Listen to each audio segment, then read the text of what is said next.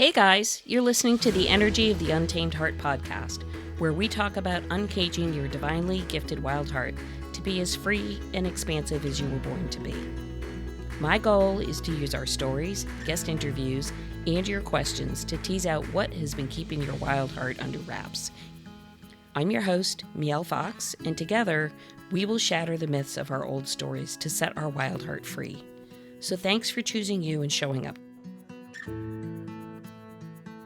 Well, here we are again, everybody. Welcome to another guest episode of Energy the Untamed Heart podcast with me, your host, Mielle Fox. My guest today is Daniela, and I'm going to try not to butcher her last name, Camara. Okay. Camera. Thank you. Thank you. Of Body, Mind, and Horses. And there I am, tripping over my tongue before we've even started.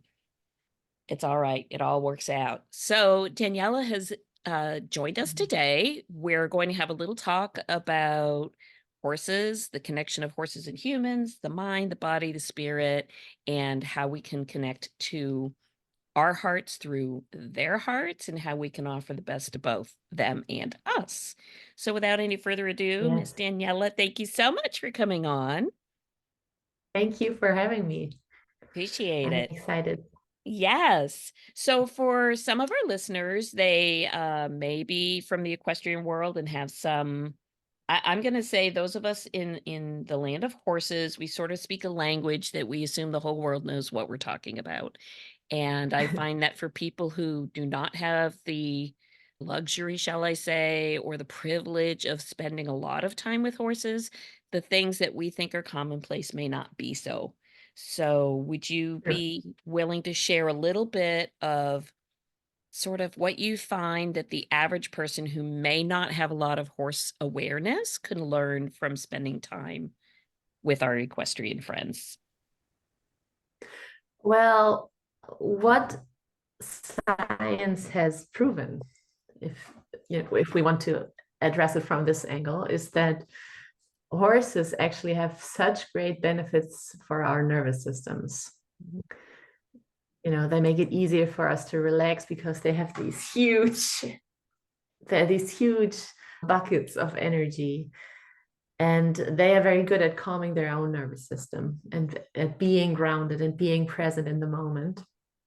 And I think this is part of the reason why we're drawn to these animals in the first place. And Yes. this is something that I think on a subconscious level, even people who are not used to being around them can tell pretty quickly that it's just, unless they are scared in any way, unless they have some kind of history of being scared with horses or some kind of accident that happened at some point or some story, they just have these beautiful effects on horses, just on humans, just by being themselves. Yes. So let us know, have you always had a life spent with horses? Did you come to it Yes. at a later age? No, I didn't have any reason to seek the company of horses because my family didn't have anything to do with it. But I felt drawn to them from the age of, or as long as I can think, pretty much. I always wanted to be around horses, and you could always find me just standing by the paddock and waiting for the ponies so I can pet them at the fence. Yeah. I And think that's I don't know. Yeah, I think that's every small child, especially the girls, every little girl's dream is to have a pony, to be near a pony. I'll Yes. share a very funny, quick story about my experience early on as a child with a pony. I didn't actually start my time with horses until my mid-30s, but as a young girl, like every young girl, oh, mommy, I want to ride horses, I want a pony, and all the things. Well, wasn't really available for me as a child, but we had a little farm stand one town away, and I was allowed to ride my bicycle to it. And at this little farm stand was this little Shetland pony that they kept in a paddock somewhere, just sort of for people to visit with. And I had said, "Oh, can I try to, be with the pony? Could I ride the pony?" And the farm owner said, "Yeah, if you can get on, if you could do it, go ahead." So, of course, always up for a challenge. I knew nothing. I mean, I knew nothing, and I can recall very clearly, kind of baiting this little pony to come stand near a stone, and I did climb on, and I came off about as quickly as I got on, actually, at quite a speed. So that was my first go round, and I thought, "Oh, well, as much as it didn't feel very good coming off, the excitement of being close to something that was just so amazingly energetically powerful to me, Right, was right. so enticing at the time. I mean, we're talking, age 8, 9, 10. Yes.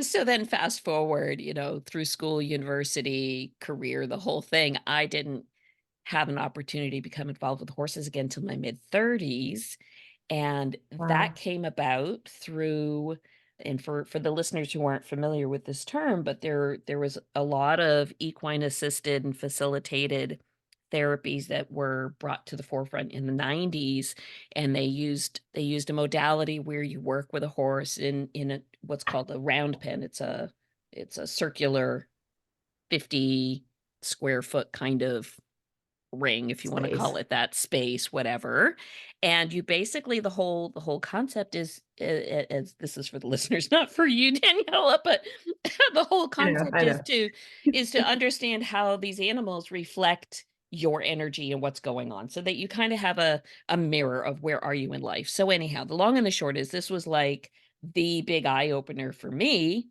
which immediately started me down the road of I want more. I need to know more. I need to understand this more. And so that journey, I'm 60 now, so that journey started at 35. So I've now spent the last, 25 plus years really digging into how horses behave and react and respond, and how do they help us as humans to work through our issues with our nervous system and our balance points and our communication and awareness. Yes. It's just awareness, really. Yeah. And our authenticity as well. Oh yes. I mean, if you want to know where you are and where your focus is and where you're showing up in your world, take a little time and spend it with your pony, because they'll tell you. Yes. Oh gosh, they'll tell you. Yeah. Yes.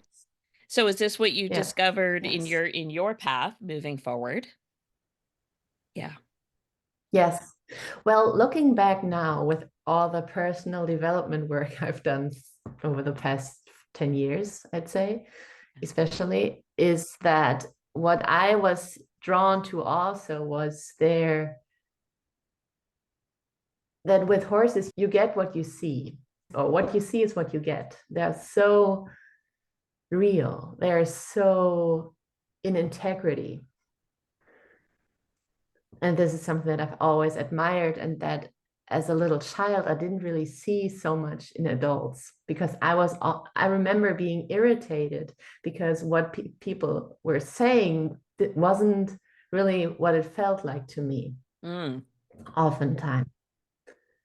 So I could yeah. kind of feel that incongruent, what do you say, Yes. incongruency, Yes. congruency, something, Yes.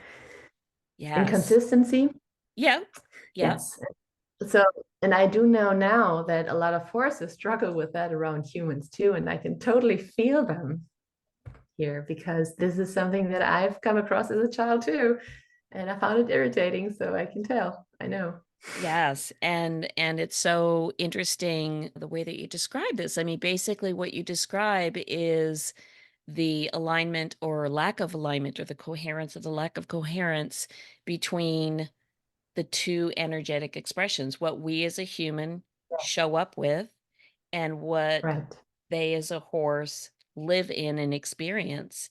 And Yes. for anybody who isn't familiar with this, a horse's electromagnetic field, meaning the space around them through which they experience and can interpret or integrate or feel energy, is far greater than what humans have. And so when you as a horse individual might go out to see Fluffy, Fluffy is already aware of where you're coming from before you even get to the gate, because of that electromagnetic field that they are so clearly tuned into.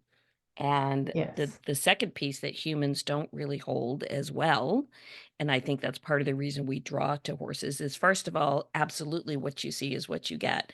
They don't have a filter. They don't have childhood stories that they live in Yeah. that prevent them from engaging with their deepest core expression of who and what they are. They are, to me, when I see horses and I spend time with them, they are the absolute ultimate expression of divine purity packaged up in an Yes. animal body. They're Yes. just as pure can get, and because they don't live in any other space except the current moment, their capacity for what we humans call mindfulness is just Hmm. so integral to their being. We Yeah. spend a lot of time sitting on the cushion, kumbayaing it, putting on the music, trying to tune in, you know, do all the things, figure out how to breathe. And this becomes so obvious and natural for them that what we spend hours and years working through is their day to Mhm. day. And I think that's Yeah. what grabs us. That's like, I want some of that. I need some of that. Yes. Yes. So, and I know you Exactly. know this. So, would you share with us how you've taken this awareness and how you're bringing it forward with your work to be of benefit to both the humans and the horses? Yes, yes. Well, all of what you've just described is so, so true, and so what I see in my day-to-day work and what I feel like and what I want to put forth for the benefit of the animal and ourselves too, because I think it's so great to know of this source of purity in our lives when we do have the chance to spend time around horses, and Yes. to realize that they can actually point us to where we want to go instead of the other way around. And this is actually kind of where my work comes into play, because I used to work as a horse trainer, and I gave riding lessons, and I did a lot of horsemanship or classical like horsemanship technique work and problem solving and all that kind of stuff. But what I realized over time was that, well, first of all, of course, the horses have never been the problem or the issue, not where the issue is to be searched for, or as confused or even more confused than the humans that called me. So it wasn't anything wrong with the horse, and of course there wasn't anything wrong with the people either. But it's just us carrying our stuff to the horses, being confronted with all these hinderings, boundaries, limits that we experience in everyday life, but horses have a great way of showing us at times that we're causing these problems in the horse human interaction. So over time, I realized that the lever isn't really the horse, but the human. So I started working with humans, and I started teaching yoga for riders to connect them to their body and their mind and make them more aware of what's going on in their own body and what's going on in their surrounding, helping them with their mindfulness practice and all that.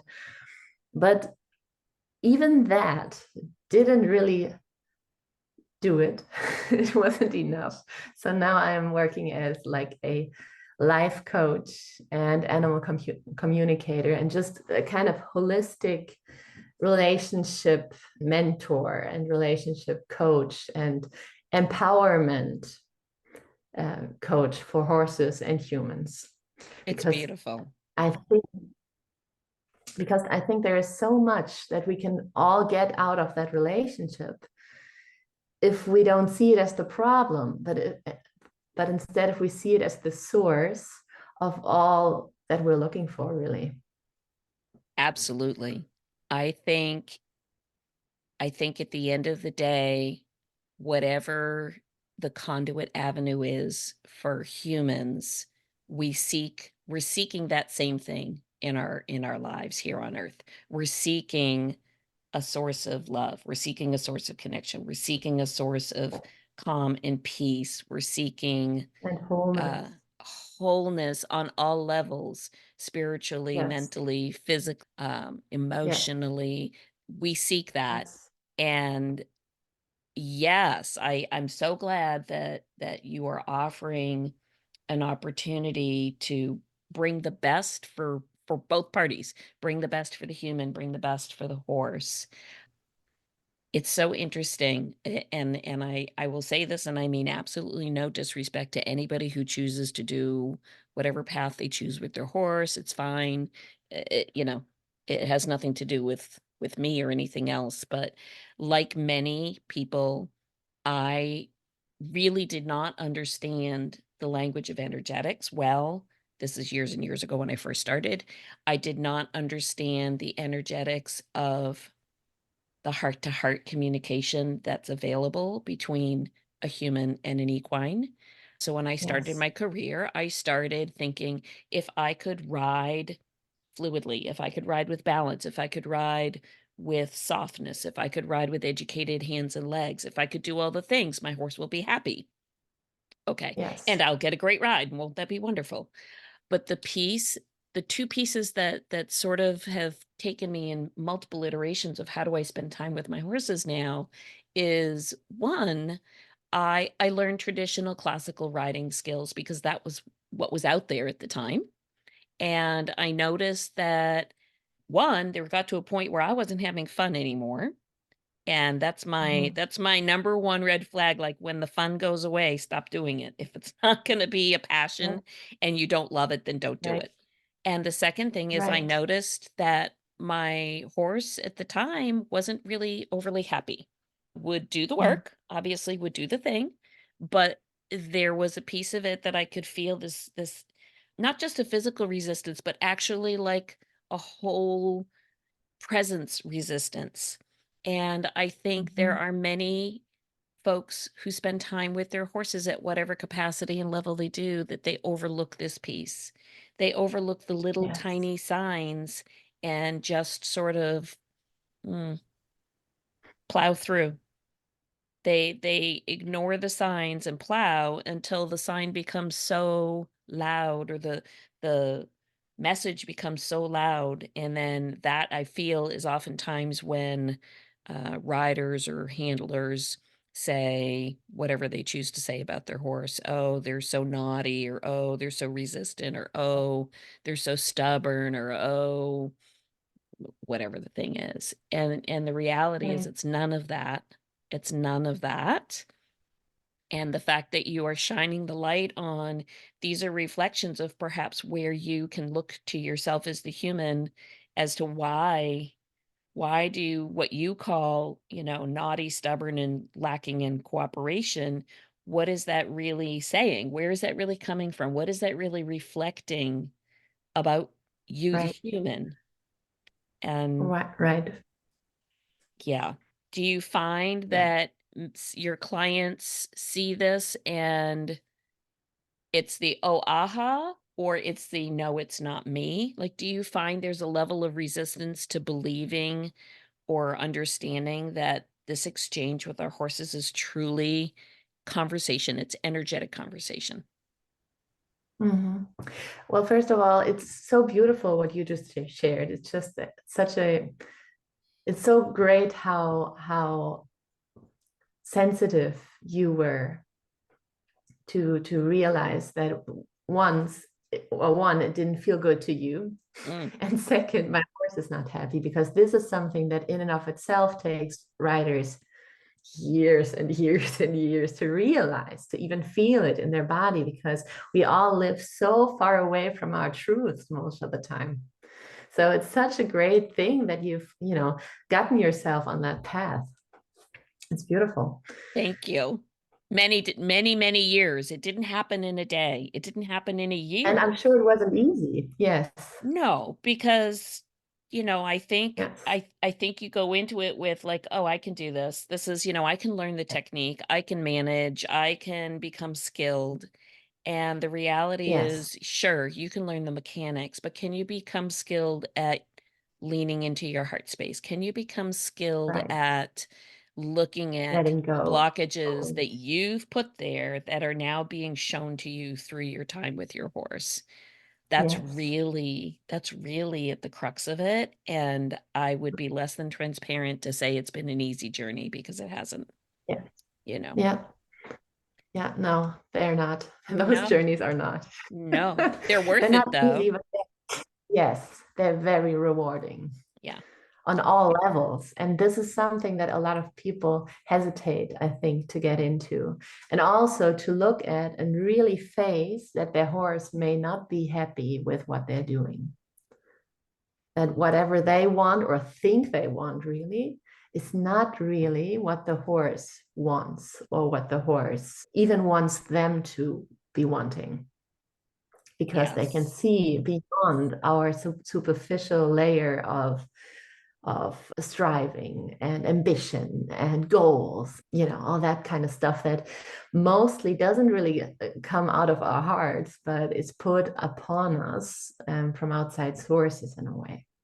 Yes. So they can see our inauthenticity so well.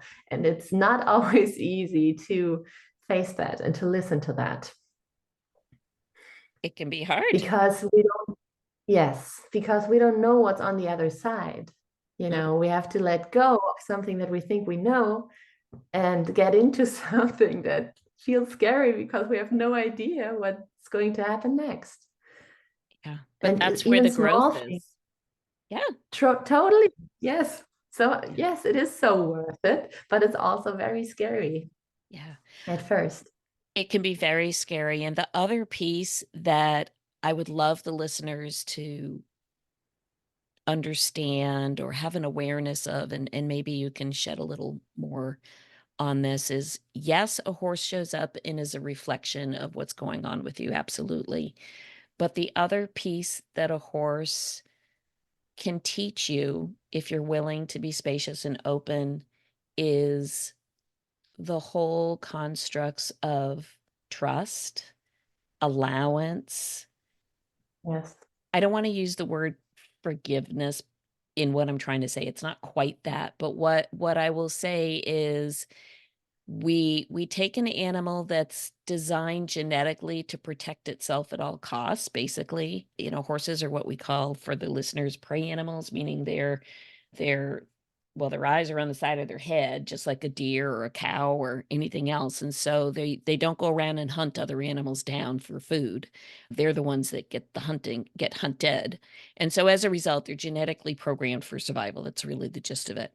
And then we humans think it's a great idea to bring them into our world and put them in little paddocks and then throw a piece of dead cow on top of them and jump on and then ask them to do our bidding.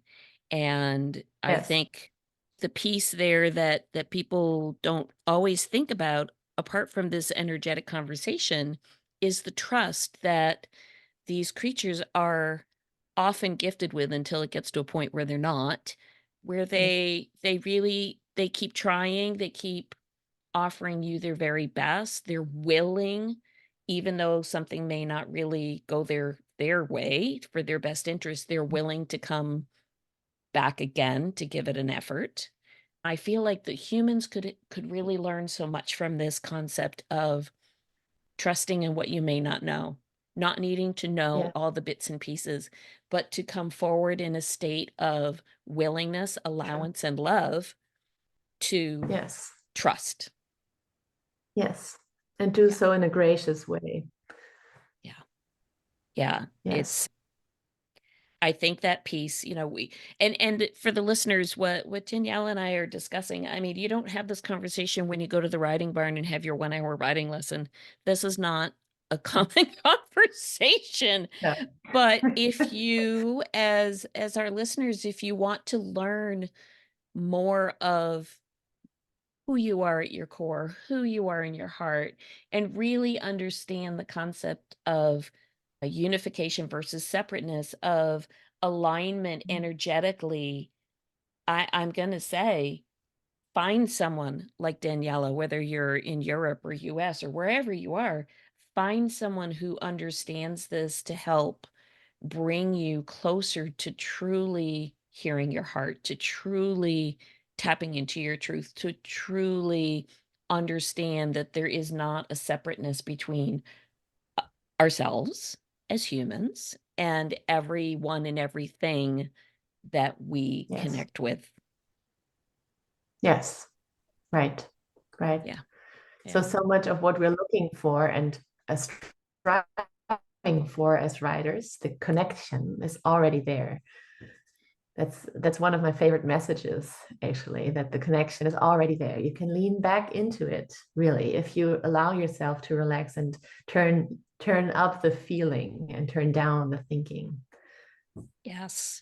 Yes. And as I will say, it's very common as a new rider. So again, for listeners, just like any other sport, if you start a sport when you're a toddler or a young child, you learn an awful lot of acquired muscle memory before all of the other events in your adolescence and young adulthood and adulthood kick in, which make you want to protect your body or hold tight or do all the things. So I find that riders who were allowed or taught to ride very early have a very different body awareness, I'm going to say, than, for example, myself. I started riding at 35. So, although Mhm. being fairly athletic as a child, I didn't have that particular sport in my world as a child. And so I started in my mid 30s. And what I did discover right off the bat is like many new riders, I relied on my equipment to hold myself,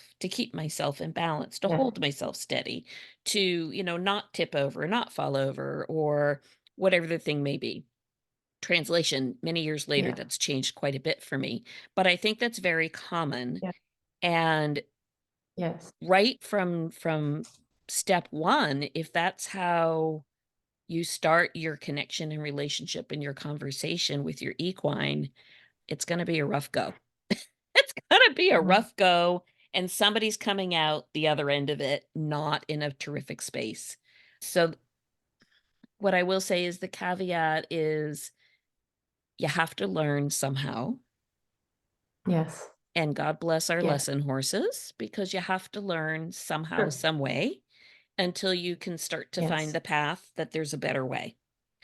Um, right, and what I would love to say is I honor you deeply for feeling and knowing there has to be another way. There has to be a mm, better way for us to experience this connection, this relationship. So right. I kind of know the answer, but I'm going to ask the question anyway.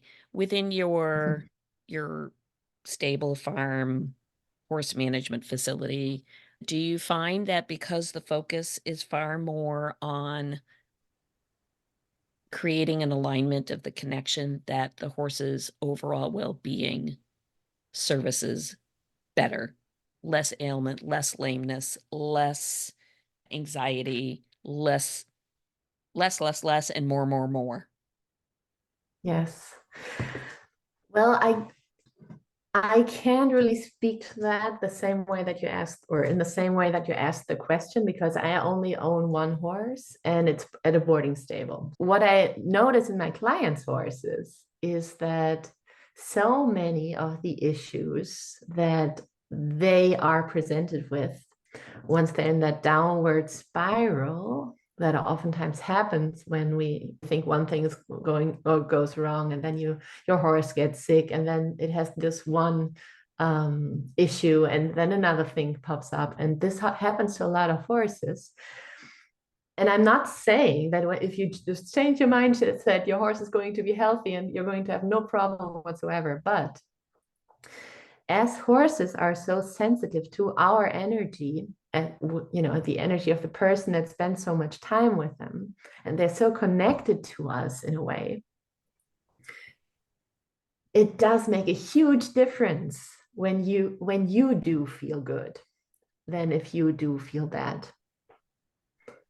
Yeah. So what I notice in clients' horses is the once the owner feels better and opens up and becomes more authentic, that a lot of the things that they worried about so much before, like having to ride the horse a lot because it needs it for its health, or worrying about all these things that need to be taken care of in order for the horse to be fine health wise, they weren't as important anymore, and that was fine. And the whole relationship and the whole horse human energy system just kind of relaxed, Yeah. because there was so much more energy flow and so much less resisting of that energy flow. And that is something that is nurturing to every system in the world, you know. Whenever we resist something and hold on to something, there's no energy flow. And as soon as we open something up, we allow for more nurturing or more healing in every aspect and around our whole ecosystem, of which our horses, of course, are a huge part as well. So yes, I'd say a careful or answer with a careful yes. Yes. No, it's But of and course, yes. I'm not a vet, and you know. Well, and I'm certainly not suggesting it's as simple as a single thing, Yeah, but where I feel this comes in is, of course, when you as the human are in a better overall wholeness of well-being, not yeah, just the mindset, but all of it, your physical well-being, your emotional well-being, all the things, then that certainly creates a different outward expression as the human. Your energetic projection becomes a very different type of frequency. And yes, when that occurs, I feel that the horse is now able to resonate back with that frequency, and so therefore right. the overall well-being increases for everybody. But the other piece that I Yeah, find interesting is many horses suffer from what we as humans refer to as ulcers or mhm. anxiety produced changes in the Yeah, gut. And it's so interesting to yes, me because what we hear now for many people who suffer from chronic anxiety or chronic stress or adrenal fatigue or all the things that are connected to not feeling safe, not feeling secure, not feeling calm, not being able to be in our calmer side of our nervous system in humans many times shows up as what? Shows up as gut issues, gut problems. And it's interesting to me that again, what is the number one reflected event from a horse that is feeling poorly, that is feeling stressed, that is feeling anxiety or overworked or not comfortable or unsafe? It shows up in their gut. It shows up in their gut. And so again, I think it is so beautiful that you have this business that you are creating this connection between the horse's expression and energetic existence and how that shows up for us as humans, and how can we take this information and use it with grace and gentleness to peel yeah, back some of the blocks to our heart, because really right, that's kind of the gig at the end of the day. How do right. we get our Without heart, shame. yeah, with no shame? How do we align the expression and language of our heart to resonate and be coherent with the language and expression of our equine heart? Yes, Yeah. yes. And I think practically in the horse world, this is often about relearning to listen to our own intuition, our own inner voice, and the voice of our horses, because they have so much wisdom for us, as we were talking about a while ago, instead of listening to all the other people and voices that are all around, you know, in the stables, on the internet, on social media. There are so many opinions, and of course, so much great knowledge as well. But I think, or my experience is, if you're not tuned into yourself, into your own deeper or higher knowledge, you don't really know what to take in and what will be useful for you and your horse as a system. So it's really about alignment, Yes. finding back into that alignment. And I do think that, you know, tools like meditation or anything that centers us inward, it could be like walks in nature, but without your smartphone and without a podcast. Of course, I love podcasts, obviously. but you know, we need those meetings with ourselves. We need Absolutely. to listen to ourselves, and this often falls short in today's Western societies. Agreed. Agreed. I reside at the top of a mountain. In fact, when we're done with this podcast, I'll be going out for a walk with the dog, and I never Yeah. take the phone. I've had my neighbors say, "You should have your phone in case you need to call someone." And I'm like, you know, no. It's my time. It's my time to be centered, grounded within myself, to take in what nature has to offer. It's really interesting, and I'll wrap our conversation up with this last story and then ask where we can find you.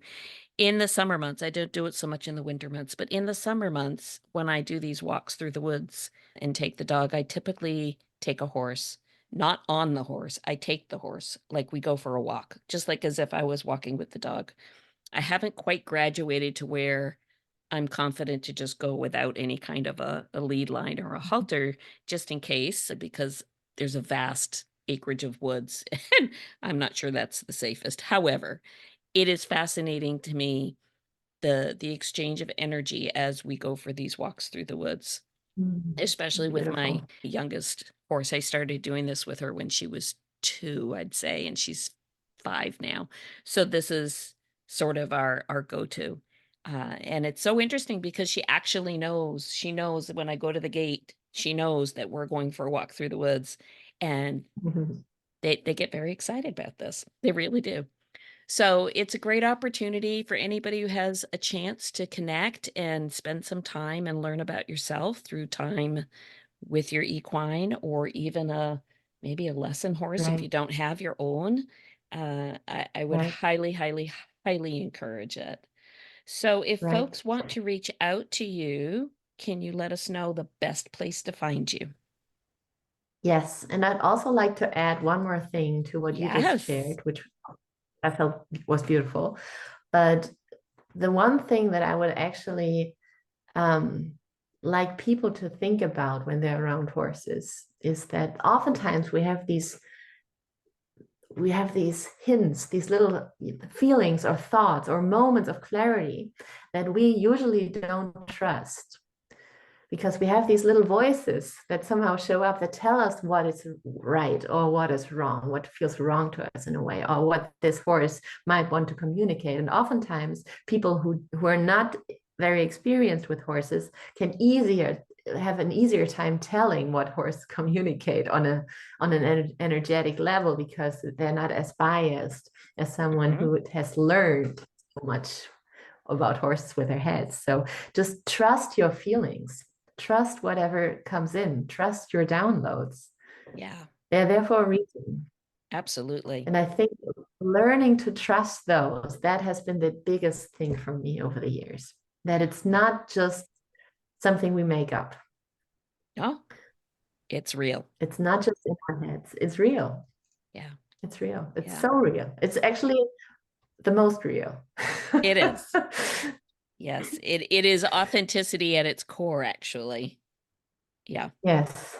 yeah, Yes. Okay, beautiful. so yes, find me. I guess the best place right now would be Instagram. I'm there as at Body Mind Horses in one word, Body Mind Horses, because I'm currently redoing my English language website. But on Instagram, you can find me, and I'm happy to connect with anyone who wants to. Wonderful. I love this. This has been such a fun conversation. I I could enjoyed it literally too. talk horses like all day long. So I kind of feel a little bit for the listeners are like, oh gosh, there she goes again. She's back on the horse talk Yes, again.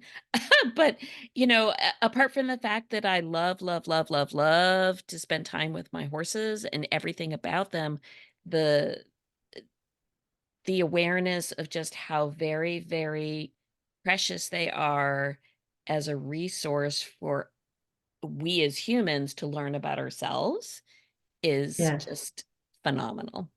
So I yes, and really yeah.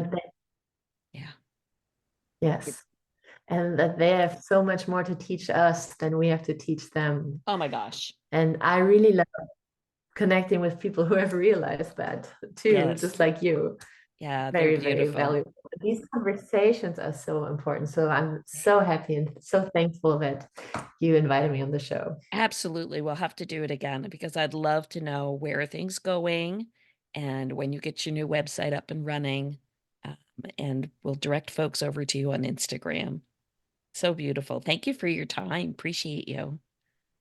Thank Thank you. you.